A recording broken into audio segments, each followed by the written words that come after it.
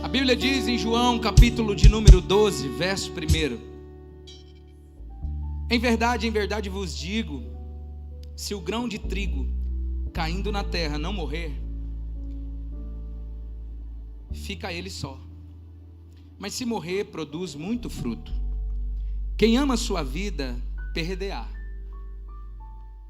mas aquele que odeia sua vida neste mundo, irá preservá-la para a vida eterna. Se alguém me serve, siga-me, e onde eu estou, ali estará também o meu servo. E se alguém me servir, meu Pai o honrará. Eu quero iniciar essa ministração falando sobre algumas realidades da igreja atual.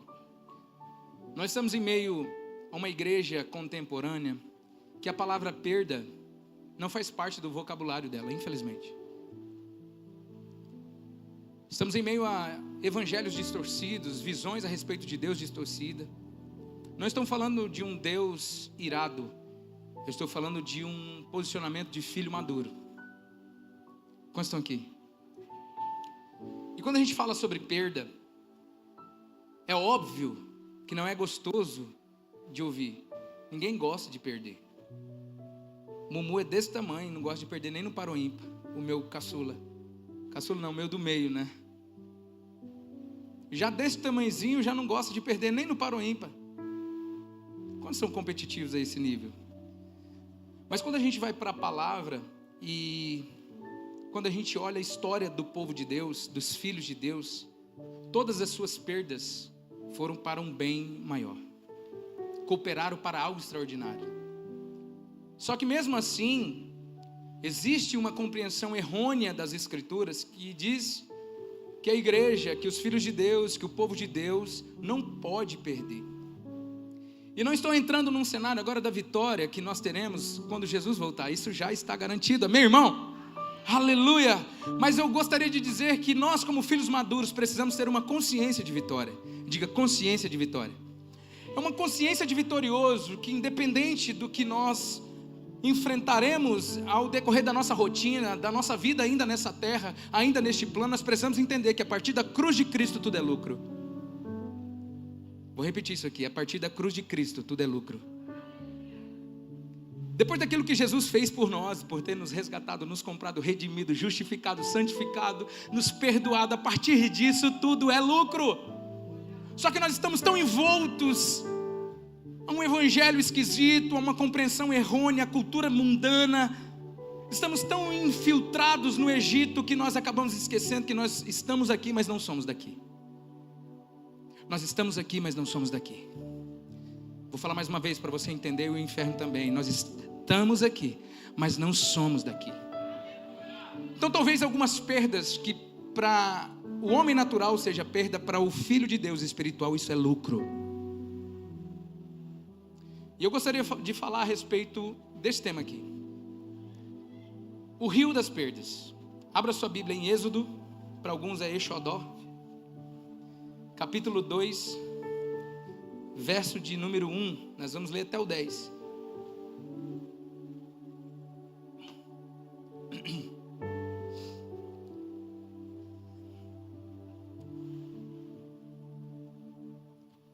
Todos acharam? Quem trouxe a Bíblia? Irmão, você é crente raiz, não deixe sua Bíblia em casa não, pelo amor de Deus. A parede é preta, mas o crente é raiz. Amém? Diz assim o texto: um homem da casa de Levi casou com uma mulher da mesma tribo, ou seja, ela também era da tribo de Levi. A mulher ficou grávida e deu à luz a um filho. Vendo que o menino era bonito, escondeu-o durante 3 meses. Não podendo, porém, escondê-lo por mais tempo, pegou um cesto de junco, tapou os buracos com betume e piche e, pondo nele o menino, largou o cesto no meio dos juncos à beira do rio. A irmã do menino ficou de longe para ver o que ia acontecer com ele. A filha de Faraó desceu para se banhar no rio, e as moças que tinham vindo com ela passeavam pela margem. Quando ela viu o cesto no meio dos juncos, mandou que uma das criadas fosse buscá-lo. Abrindo o cesto, viu a criança, e eis que o menino chorava. Ela teve compaixão deste menino e disse: este menino é um dos hebreus. Então a irmã do menino perguntou à filha de Faraó. Olha essa menina, ela estava de longe olhando, e ela estrategicamente perguntou: quer que eu vá chamar uma das hebreias para que sirva de ama e crie esta criança para a senhora? A filha de Faraó respondeu: vá. A moça foi e chamou a mãe do menino. Então a filha de Faraó disse à mulher: leve este menino e amamente-o para mim, e darei um salário para você. A mulher pegou o menino e o criou. Quando o menino já era grande, ela o levou à filha de Faraó, da qual ele passou a ser seu filho. Esta lhe deu o nome de Moisés e disse: porque das águas o tirei. Aleluia. Mais uma vez eu gostaria que você fechasse seus olhos. Jesus, através da vida de Moisés, através da história de Joquebede, através de tudo isso que aconteceu, nós gostaríamos que o Senhor nos ministrasse. Tem situações, Pai, que está acontecendo em nossa vida. Tem coisas que ainda estão na nossa vida, que infelizmente nós precisamos abrir mão, porque senão morrerá o projeto. Tem pessoas que ainda estão em nossa vida, que infelizmente terão que, de uma forma estratégica, sair de nossas vidas, porque senão morrerá o projeto. E eu gostaria que o Senhor estivesse nesse momento mostrando para os seus filhos que existem coisas nessa noite que terão que ir embora da nossa vida, para um propósito maior. E não quer dizer que essas coisas sejam ruins, mas quer dizer que se elas ficarem conosco agora, pode ser que elas morram, e pode ser que tudo se perca. Nós queremos declarar nessa noite, Pai, visão aberta, corações quebrantados, corações contritos, em nome de Jesus. Amém. Nós falamos sobre 2 textos aqui. O texto de João, Jesus estava falando de si mesmo a respeito de sua obra. Ele diz que se o grão que for lançado na terra não morrer, ele fica sozinho, mas se ele morrer, ele produz muitos frutos. Jesus estava falando dele, que ele era o grão, ele havia sido lançado na terra, e que ao morrer, ele produziria muito semelhante a ele. Sou eu e você, amém? A perda de Jesus, a morte de Jesus produziu muitos semelhantes a ele, e hoje nós somos o que somos para a glória de Jesus, por causa da morte dele, amém? Então eu tenho convicção que a maior simbologia de perda para ganhar é Cristo, é a obra de Cristo, aleluia. Só que quando a gente vai para o cenário de Joquebede, a gente lê esse texto e fala assim: mas ela não tinha outra opção. Qualquer um de nós faríamos isso. Mas analise o contexto, querido. Nós estamos falando de uma mãe que acabou de se casar, e o seu primeiro filho ela teve que entregar, porque senão ele seria morto. Havia um decreto de Faraó que qualquer menino que nascesse seria morto. E quando ele nasceu, ele era tão belo que sua mãe disse: eu não vou fazer isso, não vou permitir isso. Deus já tinha um propósito na vida de Moisés, amém, irmão? Deus tem um propósito para a nossa vida, amém, queridos? Deus tem propósito para nós, e por isso que tem coisas que estão em nossas mãos agora, que é necessário de alguma forma nós abrirmos mão, para que esse projeto, para que esse propósito se cumpra. Então nesse contexto nós estamos vendo uma mãe que passou ali os 9 meses, eu vi, recentemente nós passamos por isso, a mulher passa por várias fases muito complexas. Tem gravidez que é tranquila, mas tem gravidez que é muito acentuada, suas dores, dificuldades. A mãe cria expectativa, já ama o bebê na barriga, toda a família já ama o bebê na barriga. Quantos aqui é mãe? Tem gente que está até com preguiça de levantar a mão. Quantos aqui é mãe? Quantas aqui vão engravidar ainda esse ano? Olha. Fato é que essa mãe gerou, criou expectativa. O seu bebê, o seu primogênito, descendente da tribo de Levi, nasce bem num período de um decreto de um faraó sanguinário, de um faraó usado por Satanás. Moisés é uma tipificação de Cristo. Você vai ver o mesmo cenário acontecendo com Jesus, com Herodes. Jesus é enviado ao Egito porque senão ele morreria também, porque qualquer menino que nascesse no período também, onde Jesus nasceu, também morreria, e morreram muitos.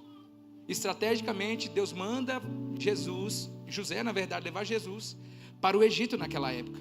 Então Moisés é uma tipificação, diga tipificação, de Jesus.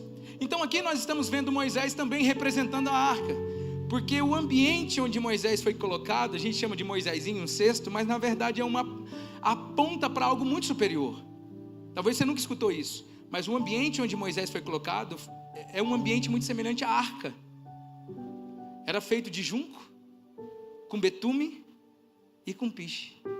Eram os materiais da arca, onde colocaram os animais, onde foi resgatado ali, resetado a humanidade. E aqui, irmão, está acontecendo um cenário semelhante ao da arca. O libertador está agora sendo lançado ao rio, à mercê do fluir de Deus. Mas pense comigo, você como mãe, você como pai, você como alguém que pelo menos imagina qual que seria o cenário de dor dessa mãe, de ter que deixar o seu filho em um rio que é extremamente perigoso, que era o rio Nilo, cheio de crocodilo, cheio de situações, poderia ter uma infinidade de possibilidades, amém? Ainda que a sua irmã ficou olhando, a gente sabe que não é fácil fazer isso aqui.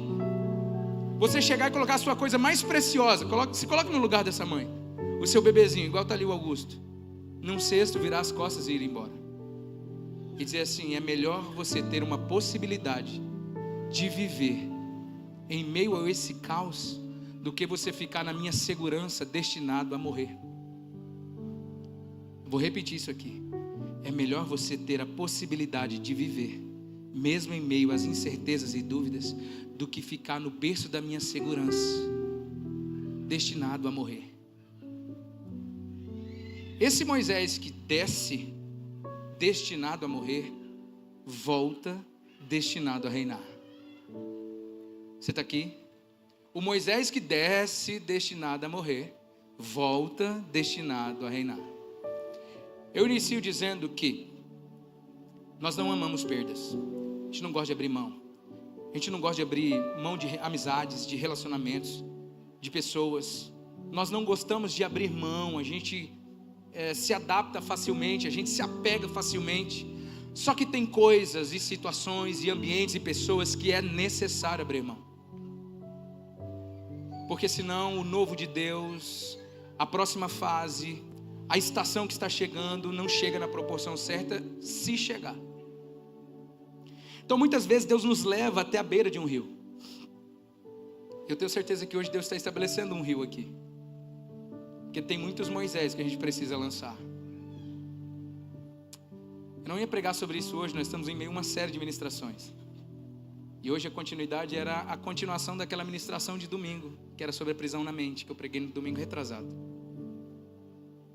Mas hoje à tarde, em jejum e oração, ali naquela sala, Deus falou sobre isso.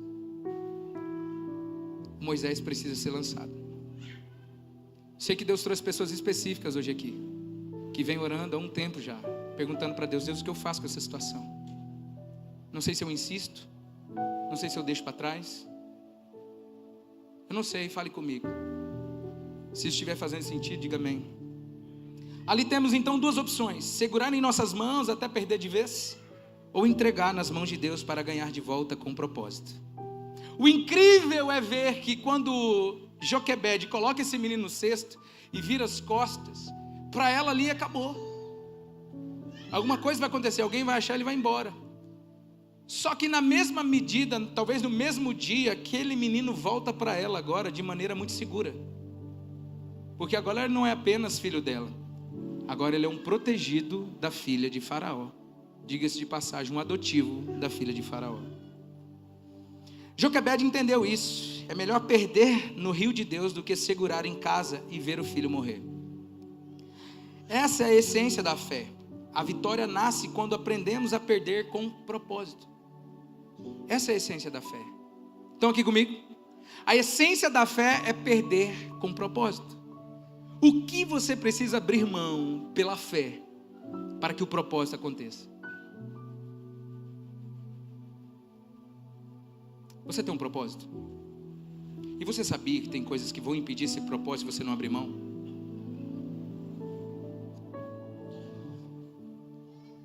O bebê estava condenado pelo decreto de Faraó. Segurá-lo em casa era perder de qualquer jeito. Então vem um ato de fé. Preparou um cesto com betume, como eu já disse, com piche, que isso significa uma proteção divina. Lançou no rio, que é o símbolo de entregar no fluxo soberano de Deus. E aquilo ali agradou de tal maneira o coração de Deus, que fez com que aquilo que ela havia, que ela tinha aberto, né? A palavra seria entregado nas mãos de Deus, volta para as mãos dela agora de maneira muito segura. Moisés foi criado no palácio, sustentado pelo inimigo, preparado para libertar a nação. Esse é o Moisés. O que parecia perda foi o início da maior vitória de Israel. Talvez você não entenda o impacto que tem as nossas decisões. As nossas palavras, claro.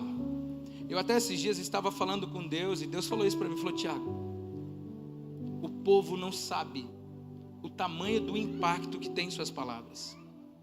Suas palavras são muito soltas, e por vezes sem pensar. E essas coisas impactam de alguma forma, negativamente ou de maneira pejorativa. Só que as nossas decisões, talvez seriam coisas que impactam ainda mais.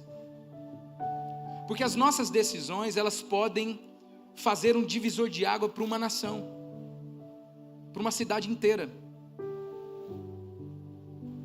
Um dia, por exemplo, para que hoje essa igreja estivesse estabelecida, houve uma decisão simples de um sim,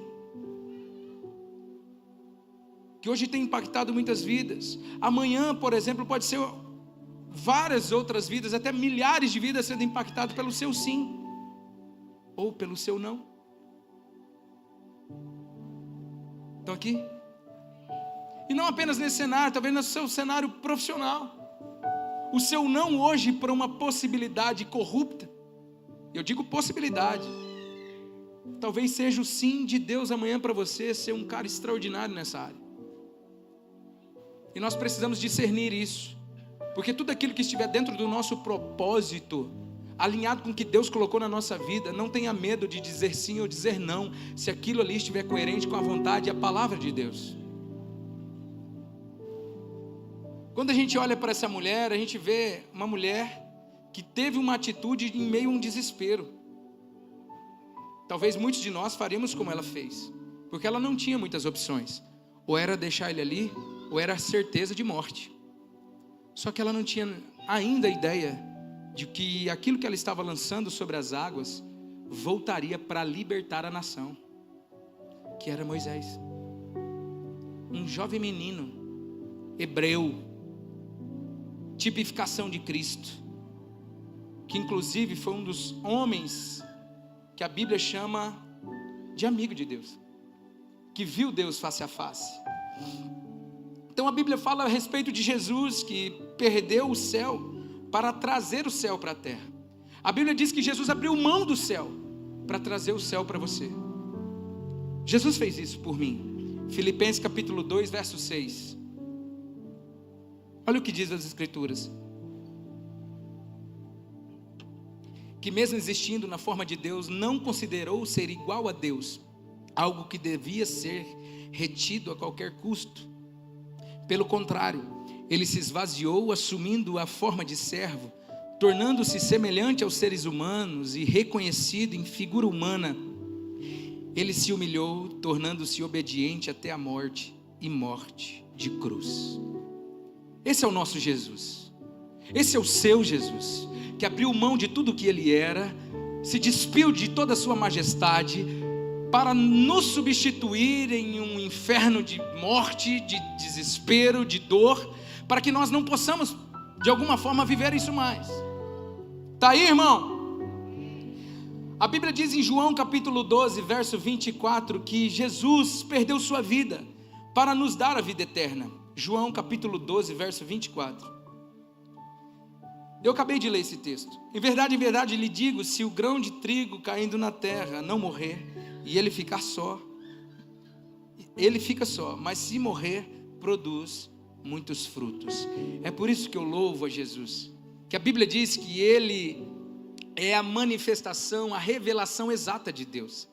E a Bíblia também diz que assim como Jesus é neste mundo, assim como Jesus é, nós somos como Ele nesse mundo. Assim como Ele é, nós somos neste mundo. A Bíblia diz isso de maneira muito clara. Nós somos imagem e semelhança de Deus. Em Cristo Jesus nós somos como Ele. Por isso que toda coisa incompatível, atitude incompatível, atos pecaminosos, uma vida desregrada, desorganizada, não é coerente com o Evangelho. Isso precisa de alguma forma ser extirpado da nossa vida, jogado fora, não faz parte de você.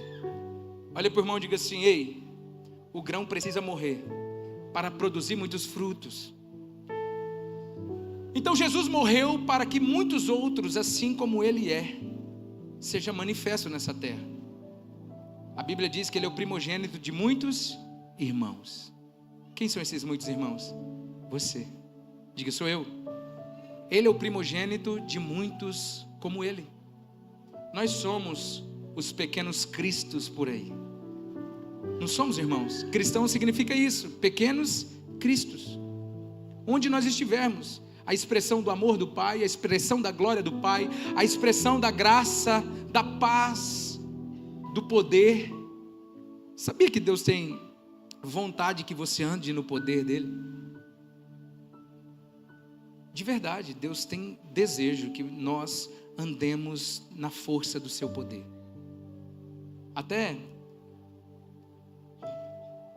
quando Jesus foi levado ao deserto, eu abro um parênteses para falar isso, sinto no espírito de dizer isso. Antes de Jesus ser tentado no deserto, a Bíblia fala que ele foi cheio do Espírito. Então ele é levado pelo próprio Espírito ao deserto. Não foi o diabo que levou ele lá, foi o Espírito. Jesus passa 40 dias em jejum, irmão. 40 dias em jejum, sendo tentado pelo diabo no deserto. Depois que Jesus é provado, é tentado naquele ambiente, ele sai daquele ambiente. A Bíblia diz que Jesus se movia no poder do Espírito.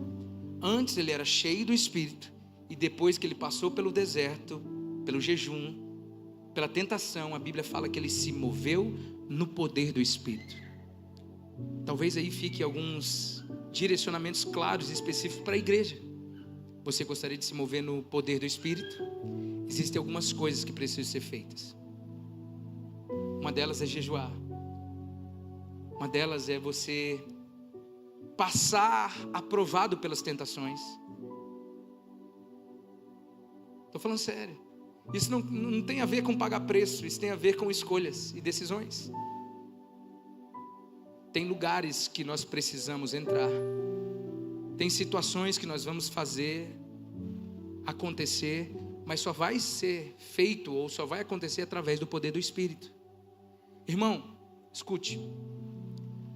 Tem coisas extraordinárias, espiritualmente falando, que já era para estar acontecendo na nossa vida, na nossa casa, e só não está acontecendo ainda porque não andamos no poder do Espírito. Uma coisa que eu gostaria que vocês fossem para casa e começassem a buscar é por isso. Busque pelo poder do Espírito Santo, para que você ande no poder do Espírito Santo, para que você se relacione de maneira tão íntima com o Espírito Santo, que você consiga discernir a sua voz, a sua vontade, para que você possa fazer como Paulo fazia, esmurrar o próprio corpo e conduzir o próprio corpo à escravidão, para que ele não fosse incoerente. A Bíblia diz que ele se preocupava que quando ele fosse pregar, a pregação fosse incoerente com ele. Então ele fazia com que o seu próprio corpo se reduzisse à escravidão, pelo poder do Espírito Santo e da graça de Deus. E você acha que não é a partir de um cenário de perda? Se tem alguém que falava sobre perda, é o apóstolo Paulo, que dizia que depois de Cristo, tudo que ficou para trás era considerado como perda. Aí nós entramos num evangelho achando que é só vitória, é só ganho. Irmão, acredite, tem coisa que você vai ter que abrir mão nessa vida, para de fato você entender que a eternidade é suficiente. Tem coisas que infelizmente elas não vão participar mais de um cenário futuro. Tem pessoas que infelizmente não vão estar mais amanhã. Isso não quer dizer que essas pessoas vão se perder. Não quer dizer que essas pessoas não eram boas. Só quer dizer que elas não vão fazer parte do seu cenário, do seu contexto. E nós temos que aprender a lidar com as perdas. Tem mesas que você vai ter que abrir mão. E não quer dizer que essas mesas são mesas de pessoas más, mas quer dizer que essas mesas não é mais para você. E dói abrir mão.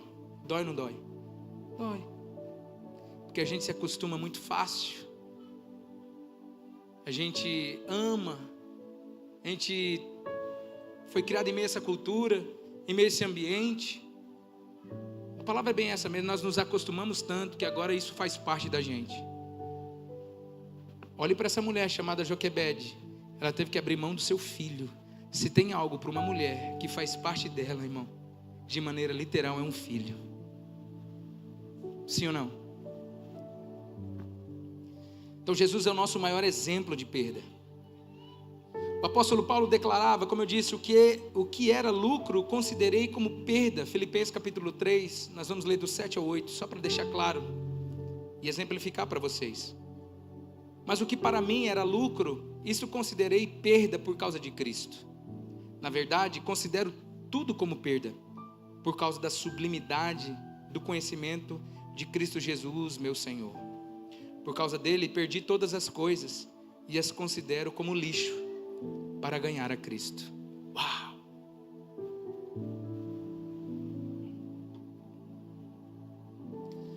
A Bíblia diz em 2 Coríntios capítulo 12, verso 10: por isso sinto prazer nas fraquezas, nos insultos. Irmão, analisa comigo isso aqui. Acorda aí, por favor. Você acha que Paulo era masoquista, irmão? Vamos pensar nisso aqui. A Bíblia está dizendo que ele tinha prazer nas fraquezas, nos insultos, nas privações, nas perseguições, nas angústias, por amor a... Deixa eu te dizer uma coisa, irmão. Não existe ambiente de maior prazer, de maior segurança, de que você está na obediência ou no lugar de obediência que Jesus te mandou estar. A partir do momento que nós começamos a sentir prazer, ou seja, nós temos a convicção de prazer, de sofrer as aflições por estar nesse lugar, nós começamos a entrar num cenário de maturidade espiritual tão grande e contentamento tão grande, que eis aí a felicidade verdadeira do crente. Aí começaremos a andar num cenário superior de maturidade, falando de maturidade. O verso de número é só o 10 mesmo. Então por isso sinto prazer nas fraquezas, nos insultos, nas privações, nas perseguições, nas angústias, por amor de Cristo Jesus. Então a lógica do reino é: morre o grão, nasce o fruto. Diga assim comigo: morre o grão, nasce o fruto. Aleluia. Para quem é espiritual, pega isso: morre o grão, nasce o fruto. Cai o véu e se abre os santos dos santos. O véu precisou ser rasgado para que os santos dos santos fosse aberto. Aleluia, irmão. Parece derrota, mas a vitória é eterna. Parece derrota você perder talvez tempo investindo em alguém. Parece perda você vir num ambiente de célula, no princípio que você estava tão empolgado com outras coisas, mas à medida que você vai entendendo o quão poderoso é isso vai inundando você por dentro, ao nível de você não se ver mais longe disso. Como o apóstolo Pedro dizia, né? Para onde eu irei, se só o Senhor tem palavras de vida eterna? Assim eu declaro em nome de Jesus, será para nós o propósito eterno de Deus. O propósito que Deus tem para cada um de nós. Na exerção desse propósito, no cumprimento da vontade de Deus, nós encontraremos prazer suficiente para que permaneçamos firmes e inabaláveis, independente de.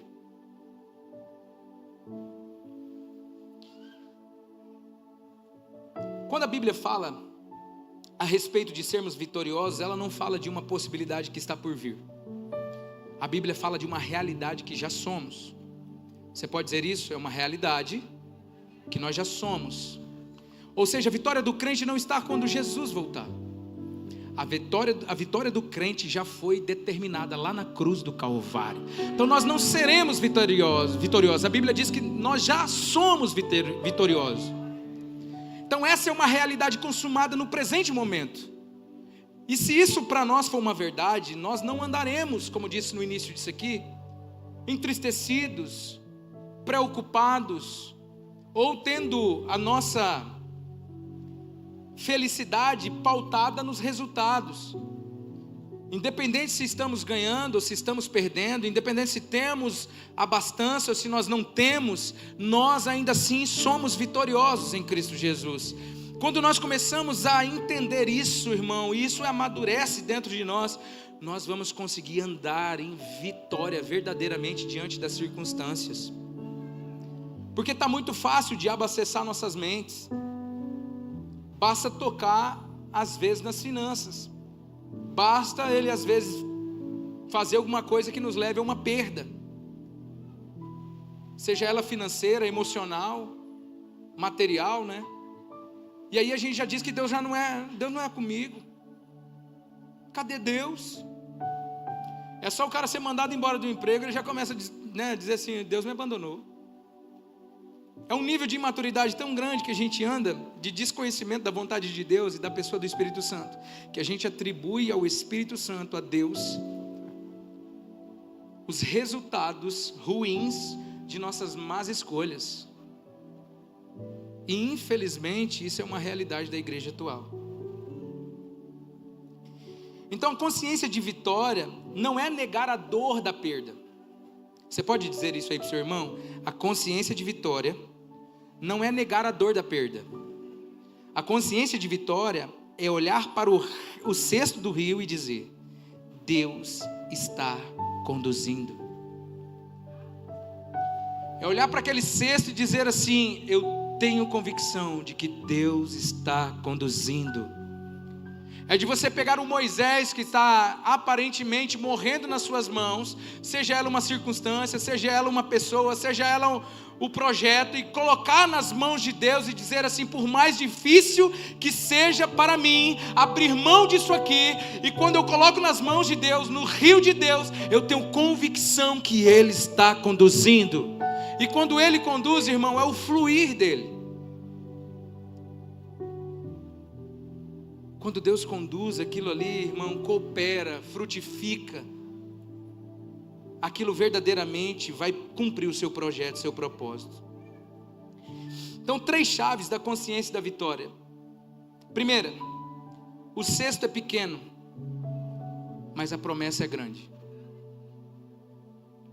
Escute, às vezes a decisão é pequena, para muitos insignificante, mas o fruto disso será impactante.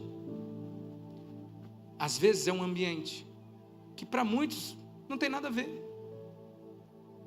Agora eu estou falando no contexto de abrir mão de algumas realidades. Segundo, o rio é incerto, mas a mão de Deus é segura. O rio é incerto, mas a mão de Deus é segura.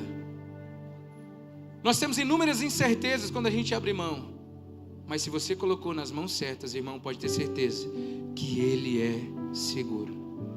Aquilo está seguro. Lembra do menino? 5 pães e 2 peixes. Para muitos um absurdo. Ah, moleque, você ficou doido, é? Aqui tem 5.000 pessoas. Jesus disse: o que vocês têm aí? Só esse menino aqui, que do nada apareceu com uns pãezinhos aí, uns peixinhos. Traz aqui. Sabe o que eu aprendo com isso? Não é a quantidade, é nas mãos de quem está.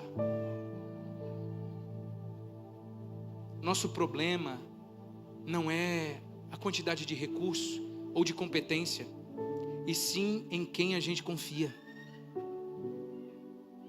Nós não somos bons como Deus em administrar. Nós não somos competentes como o Senhor em planejar.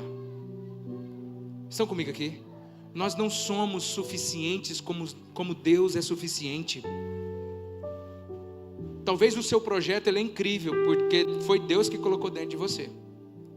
Só que a execução desse projeto não pode ser feito pela sua capacidade humana, e sim por aquele que plantou ele dentro do seu coração. Então até a visão e o sonho que Deus colocou aí dentro, Ele também quer ser aquele que vai executar. Nós precisamos ser apenas os cooperadores dEle. E Deus nos chama hoje para colocar isso diante dEle.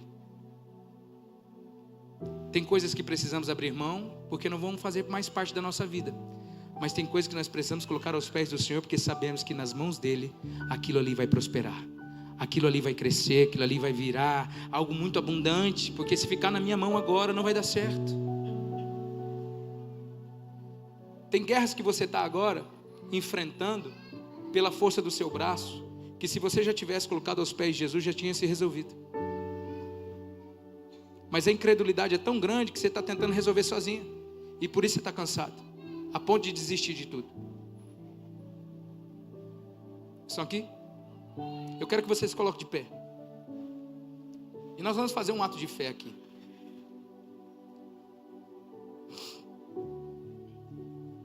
A terceira coisa que eu disse é: a perda é momentânea. Talvez você está abrindo mão de algo que nem vai demorar para voltar para sua mão. Talvez você está abrindo mão de algo que vai ser para sempre. Ou seja, o sempre até Jesus voltar. Mas deixa eu te dizer algo. A perda é momentânea, mas a vitória é eterna. Tem decisões que você vai tomar aqui nesse plano que vão impactar para a vida eterna.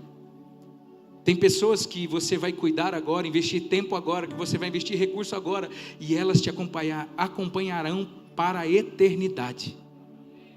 Porém, tem coisas que vocês estão fazendo agora, que nós estamos fazendo agora, que nós estamos perdendo agora, que também negativamente ressoará para a eternidade. Isso não impacta você? Isso não te preocupa? Pastor, mas então o que eu faço? Nós precisamos entender que a obra de Cristo Jesus, ela não é apenas um marco. A obra de Cristo Jesus é a nossa plataforma, a obra de Cristo Jesus é a nossa realidade. A nossa consciência de vitória é permanente. A nossa consciência de vitória é a nossa realidade. Isso aqui não é um evangelho como que eu posso expressar isso, meu Deus? De positivismo. Não, essa é a sua realidade. Nós somos vitoriosos em Cristo Jesus. Então, independente daquilo que nós temos que abrir mão, abra mão em obediência. Porque você verá que Deus não fica devendo nada para ninguém. O Senhor é fiel para cumprir tudo aquilo que Ele tem nos prometido. E a Bíblia diz em Romanos capítulo 6 assim: porque o pecado não terá domínio sobre vocês, porque vocês não estão debaixo da lei, mas debaixo da graça. A Bíblia está falando de uma vitória que já foi dada a você. Então os pecados, até mesmo esses atos pecaminosos, não terá mais domínio, se você entender que a graça de Deus te cobre. Se isso não for suficiente para nós, nós precisamos rever os nossos conceitos como cristãos. Tem guerras que já foram vencidas e que Satanás está tentando fazer você vencer, por falta de conhecimento. E quando ele vir te acusar, você precisa lembrá-lo das Escrituras, assim como Jesus fez no deserto. 1 Coríntios capítulo 15, verso 55, diz assim: onde está, ó morte, a tua vitória? Onde está, inferno, o teu aguilhão? Graças a Deus que nos dá vitória por intermédio de nosso Senhor Jesus Cristo. Essa é a vitória da igreja. Você pode gritar, você pode exclamar isso em alto e bom som, porque, ó morte, onde está a sua vitória? Não era você que iria ganhar de nós? Onde está, inferno, os seus agrilhões? A morte foi tragada pela vitória. Meu Senhor Jesus venceu por mim a morte, venceu por você a morte, venceu pela igreja, por nós a morte. Essa é uma vitória já resolvida, realizada por nós, por Jesus em nosso favor. Romanos capítulo 8, 1 e 2 diz assim: agora pois já nenhuma condenação há para os que estão em Cristo Jesus, porque a lei do Espírito da vida em Cristo Jesus te livrou da lei do pecado e da morte. Romanos capítulo 8, verso 37, diz assim: em todas estas coisas, porém, somos mais do que vencedores, por meio daquele que nos amou. 2 Coríntios capítulo 4, verso 8, diz: em tudo somos atribulados, porém não angustiados, perplexos, porém não desanimados, perseguidos, porém não desamparados, abatidos, porém não destruídos. João 16:33 diz assim: no mundo vocês vão passar por muitas aflições, mas tenha bom ânimo, porque eu venci o mundo.